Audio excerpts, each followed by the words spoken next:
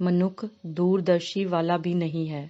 ਅਦੂਰਦਰਸ਼ੀ ਵਿੱਚ ਇਸ ਲਈ ਕਿ ਪ੍ਰਗਤੀ ਦੀ ਅੰਨੀ ਦੌੜ ਵਿੱਚ ਬੁੱਧੀ ਦੇ ਬੇਲਗਾਮ ਘੋੜੇ ਤੇ ਚੜ੍ਹ ਕੇ ਤੇਜ਼ੀ ਨਾਲ ਦੌੜਦਾ ਜਾ ਰਿਹਾ ਹੈ।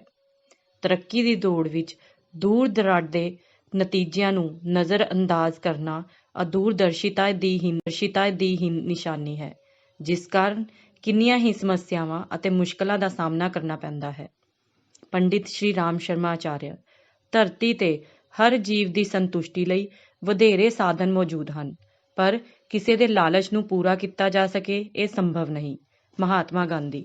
ਪੁਸਤਕ ਨਾਮ ਮਾਨਵ ਪ੍ਰਗਤੀ ਅਤੇ ਪਰਿਆਵਰਣ। ਪੁਸਤਕ ਦੀ ਜਾਣਕਾਰੀ। ਮੌਜੂਦਾ ਪੁਸਤਕ ਵਿੱਚ ਲੇਖਕ ਨੇ ਵਰਤਮਾਨ ਸਮੇਂ ਦੀ ਸਭ ਤੋਂ ਵੱਡੀ ਸਮੱਸਿਆ ਵਾਤਾਵਰਣ ਦੇ ਨੁਕਸਾਨ ਦੇ ਬਾਰੇ ਵਿਸਥਾਰ ਤੋਂ ਚਰਚਾ ਕੀਤੀ ਹੈ।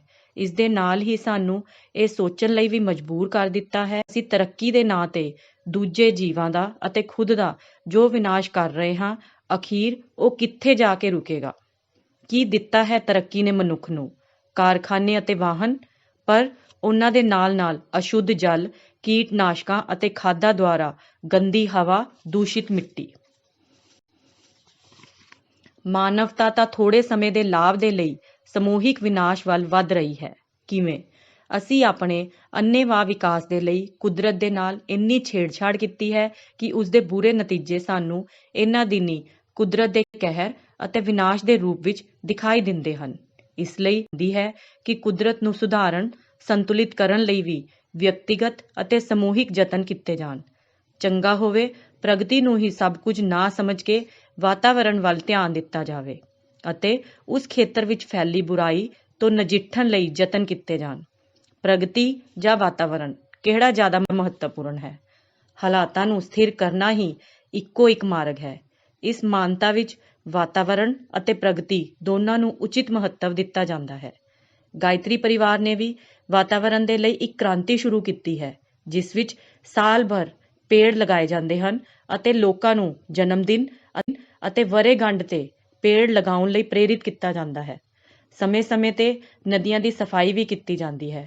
ਆਓ ਇੱਕ ਛੋਟੀ ਜਿਹੀ ਪੁਸਤਕ ਪੜ੍ਹੀਏ ਜੋ ਸਾਡੇ ਸਭ ਦੇ ਸਾਹਮਣੇ ਇੱਕ ਕੋੜੀ ਸੱਚਾਈ ਪ੍ਰਗਟ ਕਰਦੀ ਹੈ ਕਿ ਅਸੀਂ ਕਿਵੇਂ ਖੁਸ਼ਹਾਲੀ ਦੀ ਪੂਰਤੀ ਲਈ ਵਾਤਾਵਰਣ ਨਾਲ ਖਿਲਵਾੜ ਕਰਦੇ ਆ ਰਹੇ ਹਾਂ। ਇਹ ਨਾ ਸਿਰਫ ਵਰਤਮਾਨ ਸਮੇਂ ਦੀਆਂ ਸਮੱਸਿਆਵਾਂ ਤੋਂ ਜਾਣੂ ਕਰਾਉਂਦੀ ਹੈ, ਸਗੋਂ ਉਹਨਾਂ ਦੇ ਹੱਲ ਵੀ ਪੇਸ਼ ਕਰਦੀ ਹੈ। ਤੱਥਾਂ ਨੂੰ ਦੇਖਦੇ ਹੋਏ ਸਾਡੇ ਲਈ ਉਚਿਤ ਹੈ ਕਿ ਕੁਦਰਤ ਦੇ ਨਾਲ ਜ਼ਿਆਦਾ ਛੇੜਛਾੜ ਬੰਦ ਕਰ ਦੇਣੀ ਚਾਹੀਦੀ ਹੈ। ਵਸੁਦੈਵ ਕੁਟੁੰਬਕਮ ਅਤੇ ਆਤਮਵਤ ਸਰਵਭੂਤੇਸ਼ੂ ਦੇ ਵਿਚਾਰ ਨੂੰ ਜੀਵਨ ਵਿੱਚ ਸਥਾਨ ਦਿਓ। ਦੂਜੇ ਜਾਨਵਰਾਂ ਅਤੇ ਵਨਸਪਤੀਆਂ ਨਾਲ ਪ੍ਰੇਮ, ਚੰਗਾ ਵਿਵਹਾਰ ਕਰੋ। ਕਿਤਾਬ ਦੇ ਅੰਸ਼ ਦੂਜੇ ਜਾਨਵਰਾਂ ਵਿੱਚ ਸ਼ੋਰ ਦੇ ਪ੍ਰਭਾਵ ਦਾ ਪਤਾ ਲਗਾਉਣ ਲਈ ਕੀਤੇ ਗਏ ਬਹੁਤ ਸਾਰੇ ਪ੍ਰਯੋਗਾਂ ਵਿੱਚ ਇੱਕ ਕੈਲੀਫੋਰਨੀਆ ਲਾਈਫ ਰਿਸਰਚਰ ਇੰਸਟੀਚਿਊਟ ਦੁਆਰਾ ਸ਼ਾਰਕ ਮੱਛੀ ਤੇ ਇੱਕ ਪ੍ਰਯੋਗ ਕੀਤਾ ਗਿਆ ਸੀ। ਸੰਸਥਾ ਦੇ ਡਾਇਰੈਕਟਰ ਥਰਿਓਵਾਡੇ ਨੇ ਦੱਸਿਆ ਕਿ ਪਾਣੀ ਵਿੱਚ ਲਾਊਡ ਸਪੀਕਰਾਂ ਰਾਹੀਂ ਉੱਚੀਆਂ ਆਵਾਜ਼ਾਂ ਛੱਡੀਆਂ ਗਈਆਂ ਤਾਂ ਮੱਛੀਆਂ ਉਸ ਨੂੰ ਸੁਣ ਕੇ ਭੈਭੀਤ ਅਤੇ ਪਾਗਲ ਹੋ ਗਈਆਂ। ਉਹ ਇੱਕ ਦੂਜੇ ਨੂੰ ਇਸ ਦਾ ਕਾਰਨ ਸਮਝ ਕੇ ਇੱਕ ਦੂਜੇ ਤੇ ਹਮਲਾ ਕਰਨ ਲੱਗੀਆਂ ਅਤੇ ਜਦੋਂ ਆਵਾਜ਼ਾਂ ਉਹਨਾਂ ਲਈ ਬਰਦਾਸ਼ਤ ਤੋਂ ਬਾਹਰ ਹੋ ਗਈਆਂ ਤਾਂ ਉਹ ਚੱਟਾਨਾਂ ਨਾਲ ਸਿਰ ਮਾਰ ਕੇ ਆਤਮ ਹੱਤਿਆ ਕਰਨ ਲੱਗੀਆਂ। ਸ਼ਬਦ ਦੀ ਸ਼ਕਤੀ ਦਾ ਅਸਾਧਾਰਨ ਮਹੱਤਵ ਹੈ।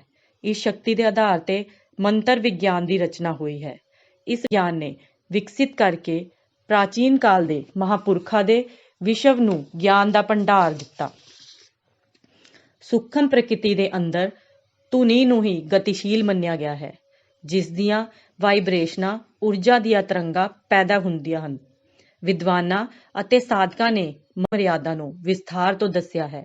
ਮੰਤਰ ਰਾਹੀਂ ਨਾ ਸਿਰਫ ਸਰੀਰ ਦੀ ਗੰਦਗੀ, ਸਗੋਂ ਮਨ ਨੂੰ ਵੀ ਸ਼ਕਤੀ ਦਾ ਜਗਾਉਣ ਅਤੇ ਆਤਮਾ ਦੀ ਅਨੰਤ ਸ਼ਕਤੀ ਨੂੰ ਵਿਕਸਿਤ ਕਰਨਾ ਹੀ ਸੰਭਵ ਹੈ।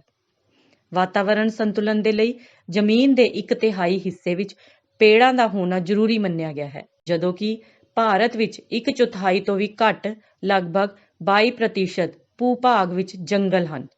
ਕੁਦਰਤ ਦਾ ਕਰੋਪ, ਹੜ੍ਹ, ਲੈਂਡਸਲਾਈਡ, ਭੂਚਾਲ, ਜਵਾਲਾਮੁਖੀ ਦੀਆਂ ਘਟਨਾਵਾਂ ਇਸੇ ਕਾਰਨ ਵੱਧ ਰਹੀਆਂ ਹਨ। ਧਨ ਵਾਂਗ ਪ੍ਰਗਤੀ ਦਾ ਵੀ ਇੱਕ ਨਸ਼ਾ ਹੁੰਦਾ ਹੈ। ਜ਼ਰੂਰਤ ਤੋਂ ਜ਼ਿਆਦਾ ਜੋ ਜਮ੍ਹਾਂ ਹੋ ਜਾਂਦੀ ਹੈ, ਪੇਟ ਵਿੱਚ ਭਰੇ ਹੋਏ ਗੈਰ ਜ਼ਰੂਰੀ ਭੋਜਨ ਵਾਂਗ ਬਦਹਜ਼ਮੀ ਅਤੇ ਸੜਨ ਪੈਦਾ ਕਰਦੀ ਹੈ। ਬੁੱਧੀ ਦਾ ਵੀ ਇਹੋ ਹਾਲ ਹੈ। ਥੋੜ੍ਹੀ ਜਿਹੀ ਸਫਲਤਾ ਮਿਲਣ ਤੇ ਸਾਡਾ ਹੋਛਾਪਨ, ਘਮੰਡ ਦਿਖਾਉਣ ਤੇ ਉਤਾਰੂ ਹੋ ਜਾਂਦਾ ਹੈ ਅਤੇ ਥੋੜ੍ਹੀ ਜਿਹੀ ਸ਼ਕਤੀ ਨੂੰ ਸਰਵ ਸ਼ਕਤੀਮਾਨ ਮੰਨਣ ਲੱਗਦਾ ਹੈ। ਹੈਰਾਨੀ ਇਸ ਗੱਲ ਦੀ ਹੈ ਕਿ ਸੁੱਖ ਸਾਧਨਾ ਵਿੱਚ ਇੰਨਾ ਵਾਧਾ ਹੋਣ ਤੇ ਵੀ ਮਨੁੱਖ ਐਸ਼ੋ-ਆਰਾਮ, ਕੁਕਰਮ ਕਰਨ ਤੇ ਇਸ ਤਰ੍ਹਾਂ ਕਿਉਂ ਉਤਾਰੂ ਹੈ ਅਤੇ ਇਹ ਹਿੰਮਤ ਦਿਨੋ ਦਿਨ ਕਿਉਂ ਵੱਧਦੀ ਜਾ ਰਹੀ ਹੈ। ਕਾਨੂੰਨ ਅਦਾਲਤਾਂ ਕਿਉਂ ਕੰਮ ਨਹੀਂ ਆ ਰਹੀਆਂ। ਧਰਮ ਉਪਦੇਸ਼ ਅਤੇ ਨੀਤੀ ਨਿਯਮਾਂ ਦੇ ਲਈ ਕੀਤੇ ਜਾ ਰਹੇ ਅਨੇਕਾਂ ਉਪਦੇਸ਼ ਵੀ ਕਿਉਂ ਬੇਅਸਰ ਸਿੱਧ ਹੋ ਰਹੇ ਹਨ। ਮਨੁੱਖ ਅਦੂਰਦਰਸ਼ੀ ਵੀ ਘੱਟ ਨਹੀਂ ਹੈ। ਅਦੂਰਦਰਸ਼ੀ ਇਸ ਲਈ ਕਿ ਤਰੱਕੀ ਦੀ ਅੰਨੀ ਦੌੜ ਦੇ ਬੇਲਗਾਮ ਘੋੜੇ ਉੱਤੇ ਚੜ੍ਹ ਕੇ ਨਿਰੰਤਰ ਦੌੜਦਾ ਜਾ ਰਿਹਾ ਹੈ। ਇਹ ਉਸਨੂੰ ਕਿੱਥੇ ਜਾ ਕੇ ਸੁੱਟ ਦੇਵੇ, ਇਸ ਦਾ ਕੋਈ ਪਤਾ ਨਹੀਂ। ਪ੍ਰਗਤੀ ਦੀ ਦੌੜ ਦੇ ਦੁਰਗਾਮੀ ਪਰਿਣਾਮਾਂ ਦੀ ਉਪੇਖਿਆ ਅਦੂਰਦਰਸ਼ਿਤਾ ਦੀ ਨਿਸ਼ਾਨੀ ਹੈ, ਜਿਸ ਦੇ ਕਾਰਨ ਅਨੇਕਾਂ ਸਮੱਸਿਆਵਾਂ, ਸੰਕਟਾਂ ਦਾ ਸਾਹਮਣਾ ਕਰਨਾ ਪੈਂਦਾ ਹੈ। ਵਾਤਾਵਰਣ ਅਸੰਤੁਲਨ ਦੇ ਵਿਸ਼ੈਲੇ ਹੋਣ ਦੇ ਮੌਜੂਦਾ ਪਰੇਸ਼ਾਨੀਆਂ ਮਨੁੱਖ ਦੀ ਖੁਦ ਦੀ ਸਿਰਜਣਾ ਹੈ। ਪੁਸਤਕ ਦੇ ਕੁਝ ਅੰਸ਼ ਭੌਤਿਕ ਪ੍ਰਗਤੀ ਦੀ ਦਿਸ਼ਾ ਧਾਰਾ ਤੇ ਨਜ਼ਰ, ਤੀ ਬਨਾਮ ਵਾਤਾਵਰਣ ਨਾਲ ਖਿਲਵਾੜ, ਭੌਤਿਕ ਪ੍ਰਗਤੀ, ਵਾਤਾਵਰਣ ਦਾ ਨੁਕਸਾਨ, ਮਾਨਵ ਦੀ ਦੁਰਗਤੀ, ਵਿਗਿਆਨਕ ਪ੍ਰਗਤੀ ਦਾ ਤੋਹਫਾ, ਯੁੱਗ ਤੇ ਸੰਕਟ, ਭੋਗ ਦਾ ਅਰਥ, ਵਿਨਾਸ਼ ਵੱਲ ਵੱਧਦੇ ਕਦਮ।